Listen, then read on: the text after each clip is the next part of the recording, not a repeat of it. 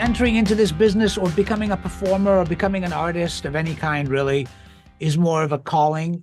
I don't know, there's nature versus nurture kind of component to this, but the reality is that I think I just was born that way. To quote Lady Gaga, I, from a very early age, um, gravitated towards performing and enjoyed it. Like we talked about, I grew up in Bradford in the 70s. There were no brown people on television or in Right? movies or anything that I watched outside of Bollywood and Omar Sharif. It was certainly an unconventional thing to do. But I watched this movie called Bugsy Malone when I was a kid, and I saw all these young actors, one of them being Scott Baio, and who now blocks me on Twitter, but that's a different story. Um, but and Jodie Foster and all these, and I thought, and I was around the same age, and I just thought, oh, that's what I want to do. That seems like the greatest thing to do with your life. So I decided that I wanted to be an actor, and at that time there was no sort of internet or anything, so there was no way to. So my mother was like, "Well, if you want to perform, then you have to. Maybe there's a children's theater group or something that you can be part of, And so I went down to the local library in Bradford and got the names of all of the children's theater groups in like Huddersfield and Nice. and Pudsey and Sheffield and all these places. And I literally hand wrote letters to all of them Amazing. saying I want to be part of your. And the one company that got back to me was the Brighouse Children's Theater in Brighouse, Nice. in the north of just outside of Bradford, and they said you can come down on Wednesday nights, and we have classes for children for your age, and you can come down and be part of our theater classes. And then my parents, I think, obviously being Indian parents, were horrified that this was what their son was getting into. And but at the same time, my mother was very supportive. And if it wasn't for my mother, actually, I don't think that I would have. When we moved to America, she was the one that encouraged me to take theater in high school, to take Right, drama right, class. right. You talk about the fact that you were on the Daily Show, which was amazing. I think that whole interview episode was so lovely to watch and so refreshing to watch on how they see somebody that is of color in a space of, this is who I am, fucking take it or leave it. It's kind of like the approach you took, and he gave you the job on the spot.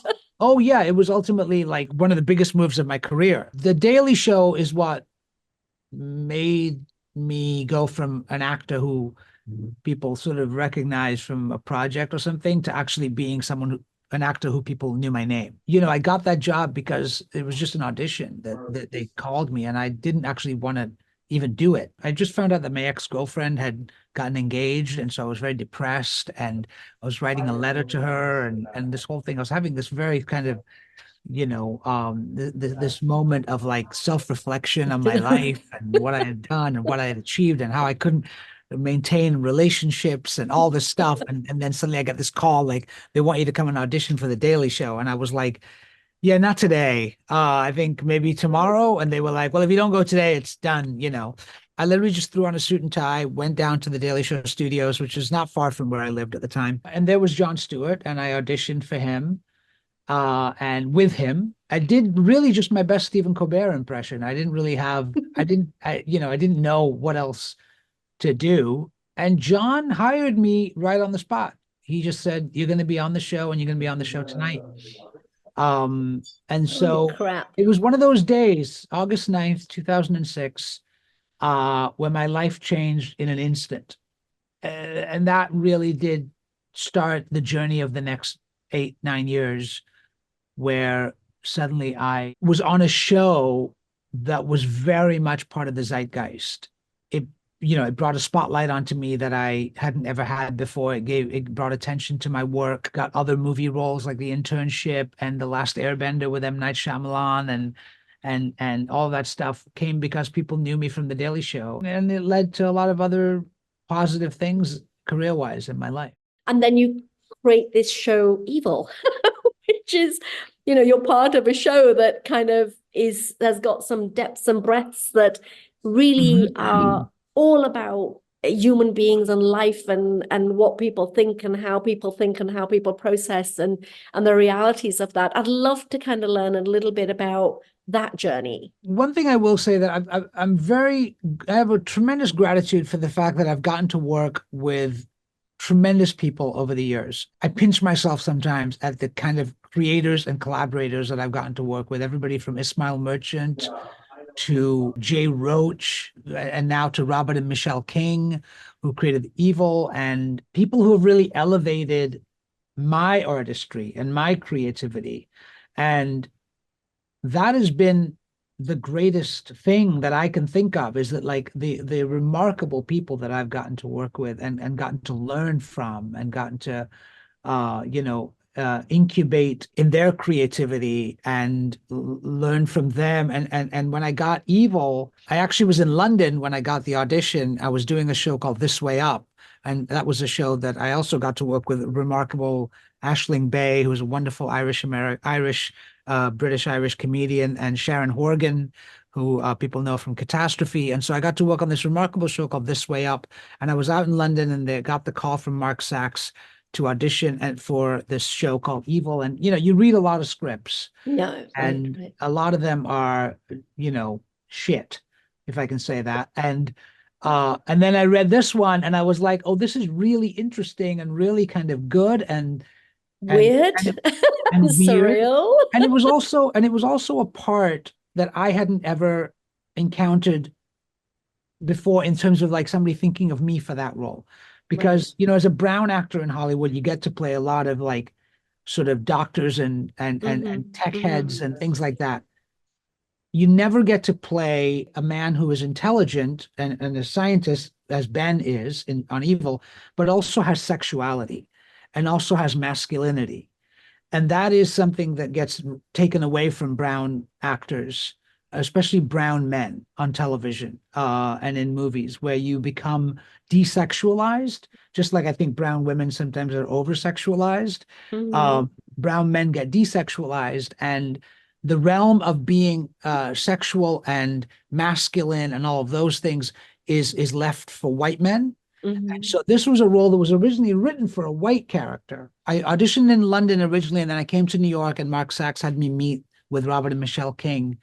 I met with them, and I think, I like to say, in their infinite wisdom, they decided to choose me over everyone else. It wasn't the kind of role that I had ever been offered before. A guy who's competent and can fix things and works with his hands and wears boots and drives a pickup truck, and that was a kind of earthbound man, Right. And I like that about him. And, there's the reason my wife finds Ben incredibly sexy. And so, because he can fix things and he can, be competent, and I loved that. I loved stepping into that role, especially because I'd played so many doctors and so many scientists. They were all in their brain, and Ben had much more going on than that. Even though he was a scientist, he was also a contractor, right? So there was something very physical about him, and I like that, and I liked playing that. But also aligned, I almost feel like it aligns personally too, a little bit, in the kind of the part of you that sometimes people maybe don't appreciate or don't see, that you have got so much going on that isn't always allowed to express itself so easily. Well, one thing that I did get on the Daily Show was that, that I got to like say things and talk about things through political satire that I may not have had a platform for otherwise. It was sort of like, I didn't even know that I wanted to say those things until I got the opportunity to say them. And often as again, I say, as you appreciate this perhaps as an immigrant and as a brown person, you sort of believe in the reductiveness that you start to believe it. You start to believe that you don't have the capacity to occupy more space than you do, because the culture at large sort of tells you that, and so when you're given the opportunity to, you didn't even realize you could fill that space. With Evil, I think it allowed me to expand and broaden and come out, literally. Yeah. And look, again, like I go back to amazing people that I've gotten to work with. I did a play a few years ago in 2012 called Disgraced, that was written by Ayad Akhtar, a Pakistani American playwright that won the Pulitzer in 2013, where I played a Pakistani American lead character in this play that won the Pulitzer, and Ayad has gone on to become one of the most prolific American playwrights, having Junk, and now he's got a new play with Robert Downey Jr. that's starring on Broadway. But Ayad wrote Disgrace, and he wrote it with me in mind, and I got to play this character. And again, it was one of the most fully fleshed out, thoughtful meditations on being an American Muslim after 9/11 in America, Right. and dealing with that, and dealing with the complexity of that, and the self-hatred that goes along with like being a brown man and an immigrant. I got to work with him, and I got to like experience another facet of my own creativity and artistry in that way as well. And I'm excited about the work that I've gotten to do over this last 5 years. In terms of like other stuff coming up, I'm writing, and I've got a couple of movies that I'm trying to produce, of sort of entering that space of producing more stuff. I've got 2 features that I'm trying to get, we're excited about, and hoping to get made. Directing is hopefully in my future. I'd like to direct. It's a cliche, but I would. But I've Why, always how would you not? I've always been writing and creating content and raising my son, and and sort of dealing with all of what that teaches me about being a human being. I was a single guy who was just obsessed with my career for many, many years, and now I'm a married man with a child. It anchors you. It anchors you, and it teaches you more about who you are than anything else. Yeah.